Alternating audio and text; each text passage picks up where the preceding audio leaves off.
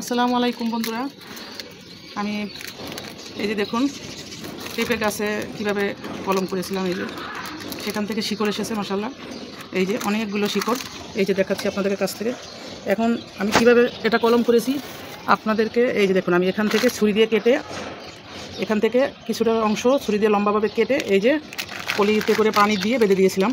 তো এখন সেখান থেকে শিকড় হচ্ছে। এখন এই গাছটাকে আমি এখান থেকে, যেহেতু এখানে পুষ্টি কম, সেই জন্য আমি এটা এখান থেকে কেটে এখন লাগাবো। এবং এখান থেকে আমি কেটে ফেলে দিই, এটা পলিথিনে যদি বেঁধে দিই তাহলে এটার থেকে আবার হবে এবং এখান থেকেও হবে। তাহলে আমি দুইবার ফলন পাচ্ছি, একটা গাছ থেকে আমি দুইভাবে ফলন পাচ্ছি। তো কীভাবে কাটিং করছি এই যে আপনাদেরকে বললাম। এখন আমি এটা কেটে লাগাবো, আপনাদের কাটবো বন্ধুরা। এই যে দেখুন, সাবধানে কাটতে হবে যাতে শিকড়গুলো কেটে না যায়।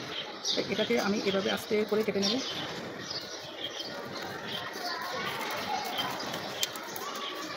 এই যে দেখুন কি সুন্দর। এখন এটা আর মারা যাবে না, এখান থেকেই গাছটাই হবে। এই যে আবার ফুল আছে, এখন এটা আরও লাগিয়ে দিলে এটা ফলনও ভালো হবে এবং এটা খুব তরতাজা হবে। এখন দেখুন আমি এটা কীভাবে লাগাই। আমি সবজির কোটাকাটি, পেঁয়াজের খোসা এগুলো এবং ভিতরে একটু মাটিও দিয়েছি। তো এখন আমি এটাকে এভাবে হালকাভাবে বসিয়ে দেবো যাতে শিকড়গুলো নষ্ট না হয় এবং কেটে না যায়, ভেঙে না যায়। সেই জন্য আস্তে করে এটা বসাতে হবে। এই যে দেখুন বসিয়ে দিলাম। এখন আমি এটাকে মাটি দিয়ে ভরে দেবো। এই যে সুন্দর করে এই যেগুলো ফাঁস মাটিটা দিয়ে দিলাম। বেশি দূরে চাপ দেওয়া যাবে না, হালকাভাবে এটাকে বসিয়ে দিতে হবে সুন্দর করে চারিদিকে মাটি দিয়ে। এখন আমরা এত ছোটো গাছ থেকে ফলন পাবো ইনশাআল্লাহ।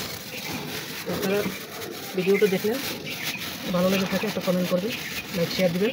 তো এটা আমার প্রস্তুত হয়ে গেল। এবার দ্বিতীয় যেটা, সেটা হচ্ছে এটাও আমি একবার কেটে দেবো। এটা মাথা কেটে লাগিয়েছি, এখন এটাও আমি কাটবো এখান থেকে।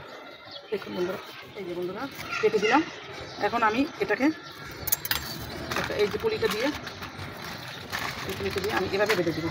বা এখানে আমি আরেকটা কাজ করতে পারি, এখানে একটু মাটি দিয়ে দিলে আরও বেশি ভালো হবে। তো এখানে আমি এইভাবে একটু মাটি এটার সাথে দিয়ে দিলাম, তাহলে ভালো হবে। এই যে এই পুলিটা দিয়ে আমি এভাবে বেঁধে দিয়ে একটু মাটি দিয়ে দিলাম। এখন এভাবে আমি বেঁধে দেবো সুন্দর করে।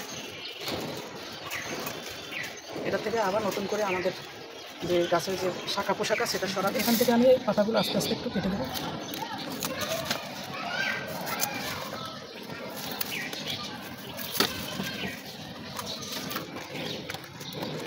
এই যে বন্ধুরা রেডি আমার কলমের গাছ, পেঁপে গাছ কীভাবে কলম করতে হয় আপনাদেরকে দেখালাম।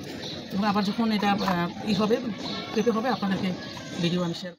এভাবে আরও কী গাছ কলম করা যায় করব, আপনাদের সাথে আমি শেয়ার করব। আপনারা যদি জানতে চান, দেখতে চান, তাহলে আপনারা বলবেন এবং আমার ভিডিওটি শেয়ার করবেন, লাইক কমেন্ট করবেন এবং আমার ইউটিউব চ্যানেলটি সাবস্ক্রাইব করবেন। আপনাদের ভালোবাসা এবং সাপোর্টই আমাকে আরও কাজ করার উৎসাহ বাড়াবে। তো আমি আরও ভবিষ্যতে আরও কী কলম করব সেটা আপনাদের সাথে শেয়ার করব। ধন্যবাদ, ভালো থাকবেন।